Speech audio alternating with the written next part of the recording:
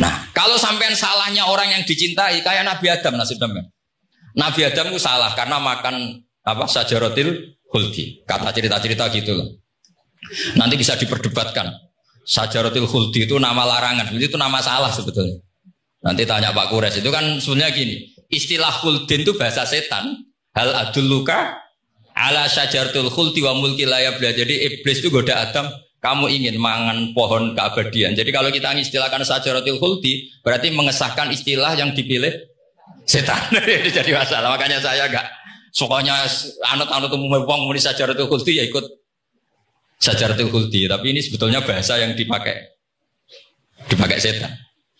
Singkat cerita Nabi Adam itu akhirnya makan tapi tidak banyak. Makanya sebagian ayat diredaksikan dzaqo itu ngicipi. Makanya ada akala, berarti zauk juga disebut aklu, tapi aklu yang sedikit disebut zauk atau dzaqo. Nah, ketika makan itu Allah duko, tapi duko orang yang dicintai, diwarai. Jong Adam, kowe tak warai donga supaya tak sepuro. Jadi koyo anak ape minggat wong disayang, disangoni minggatlah tak sangon. Makanya waj'al sayyiati man ahbabta. Disangoni fatalaqa adamu min rabbi kalimatin fataba alaih. Makanya saya kalau baca ayat itu cek enak, jadi sangoni. Maca iki jong yo kok ben. Jadi minggat digani HP mbek dhuwit engko nek wis kepen mulai ya semulai. Makanya itu jadi Quran itu luar biasa. Akhirnya Nabi Adam ya benar diusir, tapi sudah bawa bekal diwarai oleh pangeran. Nah ternyata apa? Maksiatu Adam itu maksiatu mu'azzimin. Maksiatnya orang yang sangat menghormati Allah. Jadi kalau kamu ingin jadi wali itu pertama harus kamu berstatus al-mu'azzim, al-musabbih. Ternyata kata kuncinya gini, kata tafsir Ibnu Katsir ini. Waqo sama huma inni lakuma laminan nasihin. Saya ini kan muridnya Mbah Maimun, muridnya bapak saya. Kan gak kebayang orang pakai namanya Allah kemudian dusta. Jadi Nabi Adam dirayu setan kayak apa itu gak pernah tertarik. Gak pernah tertarik. Tapi akhirnya setan bilang, wallahi demi Allah, bahwa saya menyuruh kamu makan buah khut itu laminan nasihin. Wallahi, pakai kata wallahi. Terus Allah ya sudah merevisi larangan itu. Sekarang sudah bilang boleh. Nah karena kata pakai wawahi, terus kata Nabi Adam, fawwah wa izzatika ya Rabbi, ma dzanantu anna ahadan yahlifu bika kadziban. Ini dawuh Nabi Adam. Adam wis tak kandhani kok ora nurut alasan apa? Terus Adam atau pangeran wa izzatika, demi kehormatanmu ya Allah, fawwahi ma adzunnu anna ahadan yahlifu bika kadziban. Saya tidak pernah ngira ada hambamu, ada makhluk kemudian mencatut nama engkau, kemudian dia dusta. Kenapa saya sebut-sebut nanti tadi asmane Mbah Mun? Andai kan saya punya teman biasa bodoni saya, biasa bodoni saya, nipu saya, terus bilang gini, Gus Bah, jenengan ditimbali Mbah Mun, dan dia sumpah, kira-kira tak pikir apa enggak? Enggak, pasti saya langsung meskipun ya dibodoni. Karena saking wibawanya Mbah Mun, sehingga saya enggak ngecek lagi orang ini bohong apa tidak. Nah, Nabi Adam saking wibawanya Allah di hatinya Nabi Adam, kita sebut wawahi. Allah sekarang halalkan itu, sudah tidak pikir panjang. Karena dia tidak pernah ngira ada orang mencatat nama Allah kemudian dia dusta. Seperti di dunia santri misalnya ada yang dipanggil Habib Ali, mosok disumpah sih, tenang tahu ora. Wah, itu mesti teman yang biasa bodoni sampean lah, mesti langsung saking takutnya kan gitu. Sampean takut istri dibilangi teman, bojomu nelpon. Wah, itu mesti tidak dikonfirmasi lagi itu. Saking takutnya itu. Nah, Nabi Adam itu seperti itu. Saking takzimnya kepada Allah sehingga ketika disebut wawahi. Nah, itu yang kata kuncinya waqo sama huma inni lakuma laminan nasihin fadallahuma bihur. Itu kalau sampean teliti. Ini kesangannya Pak Kures pakai madatul kalimah itu kelihatan. Fadallahuma itu rujuknya ke iblis. Jadi Adam di situ korban terus. Kan waqo sama huma iblis sumpah ke Adam Hawa. Fadallahuma iblis menunjukkan Adam apa? Jika dia dua orang ini maksiat itu semuanya korban, dia hanya sebagai objek. Kreatornya yaitu iblis. Tapi Nabi Adam sampai tertipu tuh gara-gara tadi. Wa izzatika ya Rabbi, ma adzunnu anna ahadan yahlifu bika Kadziban. Ketika menyebut nama engkau, saya tidak pernah mengira ada orang yang menyebut nama engkau kemudian dia dusta. Saya bayangkan orang paling brengsek sekalipun teman saya kalau bilang Gus sampean dipanggil Mbah Mun, tentu tidak saya pikir lagi. Atau di pondok sini, Kang diceluk Habib Ali, ditimbali Habib Ali. Sampean konfirmasi apa enggak? Enggak kan? Apalagi ini Allah Subhanahu wa Ta'ala. Jadi wong nek sebakat wali. Itu begitu. Nah kalau jenis ini kok salah, itu waj'al sayyiati man ahbab. Kanjeng Nabi dalam lahirnya juga pernah salah dalam lahirnya. Karena Nabi memberi izin orang-orang munafik gak ikut perang. Salahnya secara fikih adalah kewajiban perang zaman itu.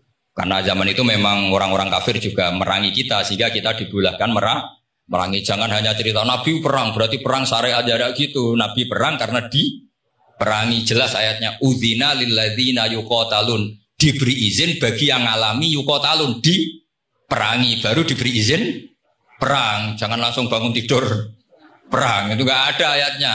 Qatilul ladzina yuqatilunakum, merangi yang merangi kamu, wa akhrijuhum ya min haitsu akhrajukum, ngusir yang ngusir kamu.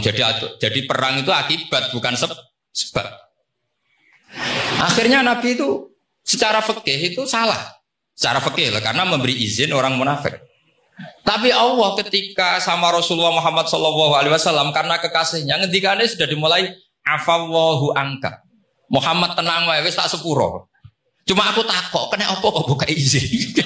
Tapi itu kalimatnya afallahu dimulai dengan kalimat yang menyenangkan, afallahu. Jadi ibarat sampean salah sama orang tua. Wes sepeda bogor pamit itu serapa salah. Cuma aku tetap takok alasan apa gitu loh.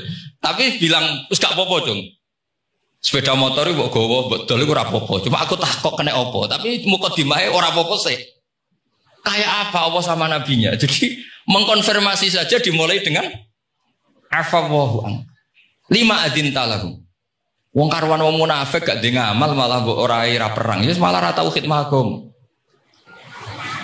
Jadi makanya terus orang-orang soleh kalau berdoa apa? Waj'al sayyiati man ahbab. Ya Allah jadikan kesalahan saya adalah kesalahan yang orang yang kau cinta. Nah yang paling dicintai Allah tentu umat Rasulullah Shallallahu Alaihi Wasallam. Saya tak beri ijazah. Kali ini tak ijazahkan nggak apa-apa karena ini hadis sahih musalsal. Umatnya Nabi kok gak enak bi. Kontrak ebek pangeran sebelum salah itu sudah ada kontrak. Makanya Nabi itu ngendikannya bangga sekali. U'titu khamsan lam yu'tahunna nabiyyun qabli atau ahadun min qabli. Saya diberi 5 hal hadiah sama Allah yang umat sebelumku, Nabi sebelumku tidak diberi hadiah itu. Di antara hadiah itu terbesar adalah wa'u'titu khawatimah suratil Baqarah. Saya diberi hadiah akhir dari surat Baqarah. Kok ada hadiah gimana? Allah itu sudah naikkan kontrak dengan kita. Kita disuruh doa sama Allah.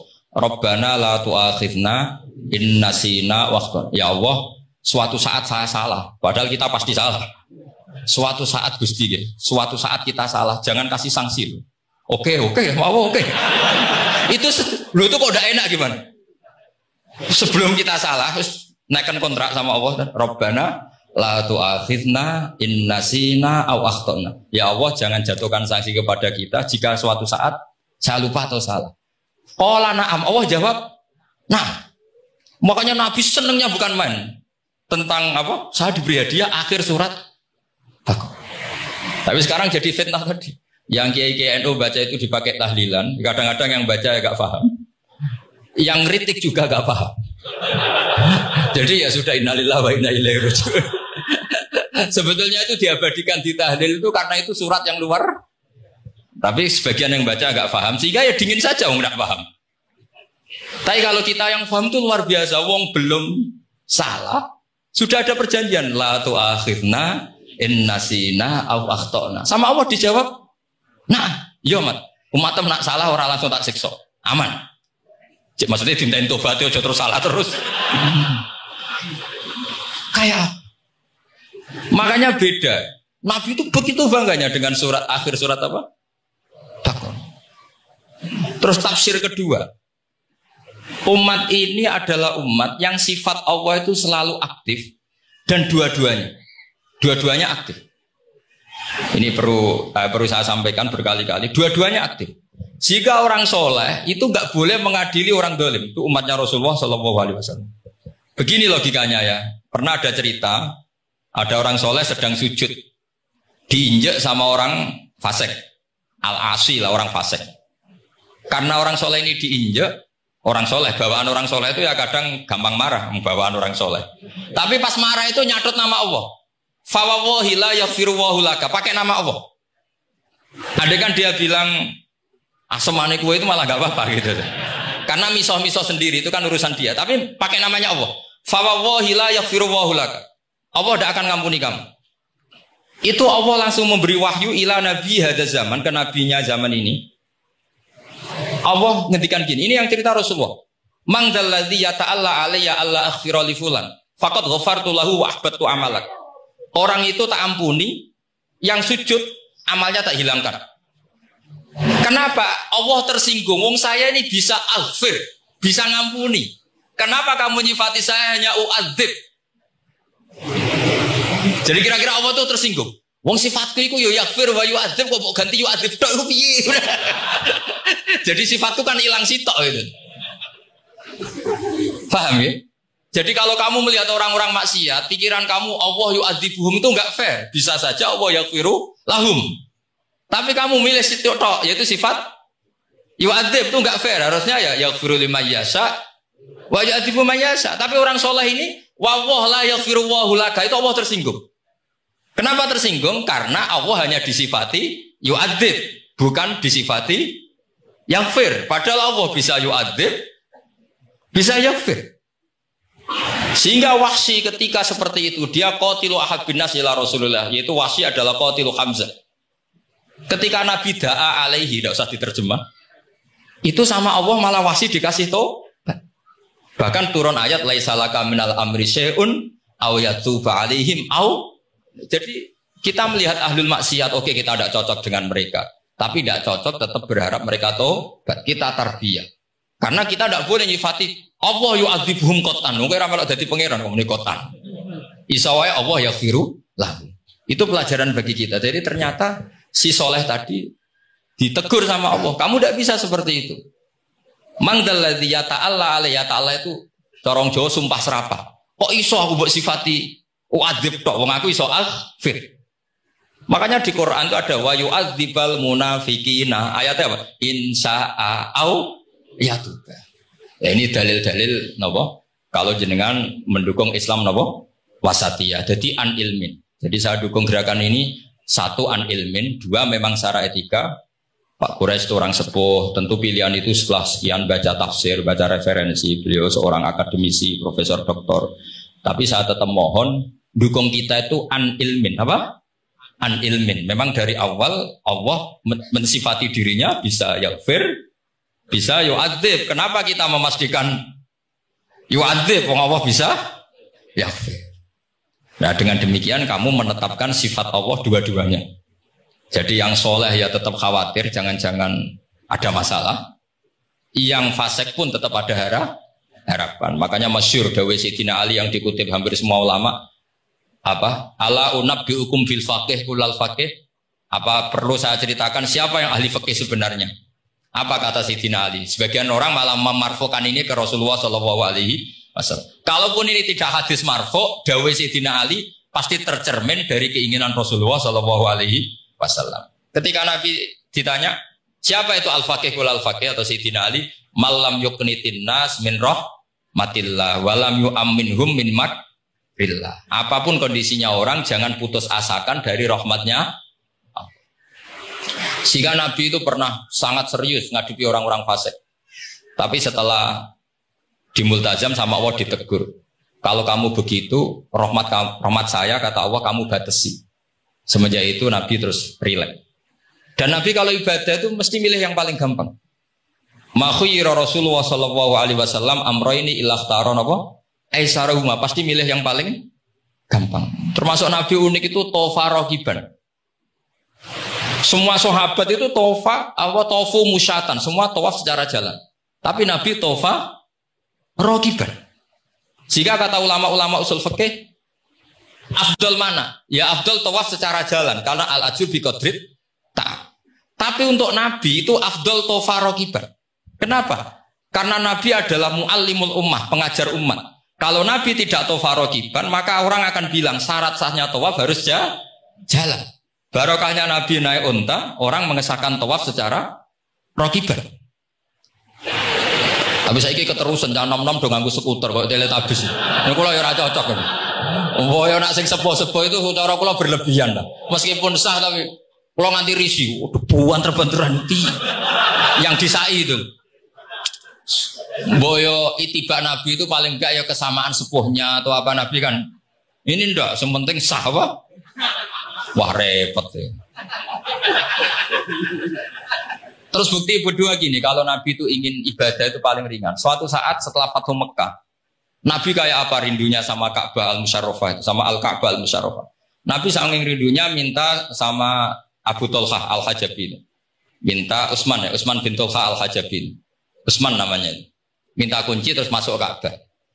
Itu keluar dari khimah, itu Nabi senangnya bukan main. Karena Fathu Mekah. Mlebu Ka'bah senangnya bukan.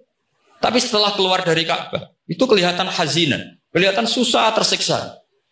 Ditanya sama Sayyidah Aisyah, kenapa engkau gelisah padahal tadi kelihatan senang? Wadidtu anni lam adkhul. Saya suka andikan tadi saya ada masuk Ka'bah. Kenapa ya Rasulullah? Jangan-jangan umatku ngira ini penting. Dan itu berat. Sampai jadi perdebatan ulama fikih. Apakah sunat masuk Ka'bah apa? Enggak. Sebagian ulama bilang enggak. Alasannya Nabi getun cara Jawa itu kecewa, nyesal. Kenapa saat tadi masuk? Jangan-jangan umatku nanti merasa itu keharu dan itu repot. Nah kita tidak usah dilarang, tidak punya kesempatan. Alhamdulillah. Dilarang nggak dilarang, sudah tidak punya kesempatan.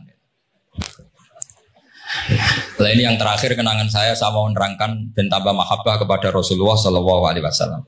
Ini betul, ini sesi terakhir ini. Begini, salasun mangkun nafihi wajada halawatal iman. 3 hal ini kalau ada pada kamu atau pada siapa saja, maka menemukan halawatal iman, manisnya iman. Ini mungkin yang jarang dijelaskan orang adalah manis itu apa? Kata Ibnu Hajar al-Asqalani sebagai pensarah Bukhari, termasuk manisnya manis adalah al-iltizat al-akli, merasa nyaman secara berpikir. Nanti saya bacakan takbirnya sebelum saya tutup ngaji bareng ini. Begini misalnya, kita ngikuti Nabi Muhammad SAW. Tentu beliau punya al-jamalul wajhi, Nabi itu orang paling ganteng. Tentu beliau punya al-jamalul sauti, suaranya Nabi itu luar biasa. Tapi yang paling luar biasa tentu al-jamalul akli. Akalnya Nabi itu luar biasa jamal, luar biasa indah. Artinya gini, andaikan Anda seorang profesor atau seorang alim alama, seorang kiai yang paling alim, terus dikasih tahu Nabi, misalnya dikasih tahu Islam, sing gawe donya iki, iku Fir'aun. Kan mesti tersiksa, logikanya gimana? Wong Fir'aun lahirnya di bumi kok bikin bumi, kan dulu buminya timbang, mesti ra iso turu sampe. Iki ajaran nopo ora iso turu. Tapi ajaran ini mengatakan, sing gawe alam raya ini Allah. Allah itu awal, Allah itu qadim. Kan terus iso turu, sadune lah. Nek sing gawe luwih dhisik. Paham ya? Terus sing gawe iku ala kulli syai'in qadir, wis sadune lah. Jenenge gawe alam mesti ala kulli syai'in qadir. Nah, terus misalnya diajak paham ateis. Alam ini ndak ada, kemudian ada. Penciptanya apa? Ya ketiadaan. Oh, ora iso turu sampean. Bagaimana mungkin al-adam yakhluqu maujudan, alam yang maujud diciptakan oleh Adam. Oh, ora iso turu sampean. Itu kata Ibnu Hajar al-Asqalani, halawatul iman itu adalah ibaratun anil iltizat al-aqli. Halawatul iman dan ibaratun anil iltizat, agama ini nyaman secara akal. Kita disuruh menuhankan zat yang turu sampean. Oke, masuk akal. Nah, misalnya sampean dikabar saja ini di kitab saya Fathul Bari. Ini di juz 9, di kitab saya halaman 193 ya. Karena mungkin sampean beda cetakan atau enggak ada nomornya karena enggak punya, enggak tahu saya. Banyak ini dah. Tapi ini nanti saya tak tinggal di Mas Mafa ini. Nanti yang enggak boleh di ngopi saja, di foto aja. Lumayan ben ngaji ku nganggo kitab, ben kok wong alim gitu, keren. Saya baca Bismillahirrahmanirrahim. Halawatul iman. Beliau ngendikan Wayal taddu bidzalika iltizazan aqliyan. Jadi orang merasa nyaman secara iltizazan aqliyan, akalnya merasa nyaman. Idzil iltizat al-aqliyu idrakuma huwa kamalun wa khairun min haitsu huwa kadzalik. Disuruh minum obat. Tentu secara watak kamu tidak senang karena obat itu pahit. Tapi kamu merasa nyaman setelah sakit minum obat merasa nyaman karena ada harapan sembuh. Jadi watak kamu tidak senang, lidah kamu tidak senang karena pahit, tapi akal kamu senang. Wah enak aja berarti suntik, berarti infus, berarti minum obat. Berarti itu namanya iltizazan aklian. Akal kamu merasa apa? Nyaman karena telah melakukan sesuatu yang sesuai akal. Tak baca misalnya al-murad bil hubbi huwa al-hubbul aqli alladhi huwa itharu ma yaqtadi al-aqlu salimu rujhana wa in kana ala khilafi hawan nafsi kal marid yu'afu ad-dawa bi tab'i fayanfaru anhu wa yamilu ilai bi muqtada aqli. Kayak kita sakit tentu dioperasi itu tidak senang, bayangno wedhus apa usus dewedel-edel kan enggak senang. Secara hawan nafsi. Paham ya? Tapi secara akal karena kamu divonis usus buntu, senang mana setelah dioperasi sama sebelumnya? Lah, senang dioperasi itu namanya al-iltizat al-aqli. Ini kata Ibnu Hajar al-Asqalani. Wal aqlu yaqtadi rujhana janibi dzalik. Nah, terus saya teruskan. Idzil iltizat al-aqli idrakuma huwa kamalun wa khairun min haitsu huwa. Jadi saya bayangkan makanya saya kalau baca Quran itu sering saya nangis. Misalnya tadi, am khuliqu min ghairi syai'in am humul khaliqun am khalaqus samawati wal ardh. Masa alam raya yang wujud ini semua maujudat kemudian dirumuskan bahwa penciptanya adalah al-adam, kenihilian, nihilisme. Kebayang nggak sampai ini suatu ruga misalnya ono nabi terus congkoe kudu iman alam raya ini yang wujud diciptakno ketiadaan. Wes ra iso turu yakin ra bener itu. Tapi kalau nabinya bilang hadhil awalim atau hadhil alam khalaqaha Allah itu siapa? Al-Qadim wajibul wujud ala kulli syai'in qadir lahul asmaul husna lam yalid walam yulad walam yakul lahu kufuwan ahad. Oke, keren kan gitu. Itu jenenge al-iltizat al-aqli. Kalau kamu sudah ngalami seperti itu, wajada halawatal iman. Terus kata Ibnu Hajar al-Asqalani, terus wa yu'abbirus syara' yaitu Rasulullah sallallahu alaihi wasallam membahasakan al-iltizat al-aqli dibahasakan dengan halawatal iman. Jadi halawatul iman itu kamu harus ngalami al-iltizat al-aqli. Seperti misalnya dalam hukum sosial, kata ulama-ulama, laulam yakun maja'a bi Muhammadin dinan lakana fi aqlin nasi hasanan. Andai kan Muhammad tidak mengatasnamakan itu agama, akal pun mengatakan itu baik. Coba ajaran kita, ambek bojo sing apik, ambek anak sing apik, ambek tangga sing apik, itu kan enak. Coba kalau ajarannya gini, bojo taboki wae kesuwen, kon bingung, iki ajaran apa kan kaget. Ambek tangga, oh sing kondel, gak ngono tidak kok. Oh, iku ajarane nabi apa ajarane ekstremis kan bingung. Jadi makanya laulam yakun maja'a bi Muhammadin dinan lakana fi aqlin nasi hasanan. Itu namanya al-iltizat al-aqli. Saya kira demikian, mohon maaf. Assalamualaikum warahmatullahi wabarakatuh. Waalaikumsalam warahmatullahi wabarakatuh.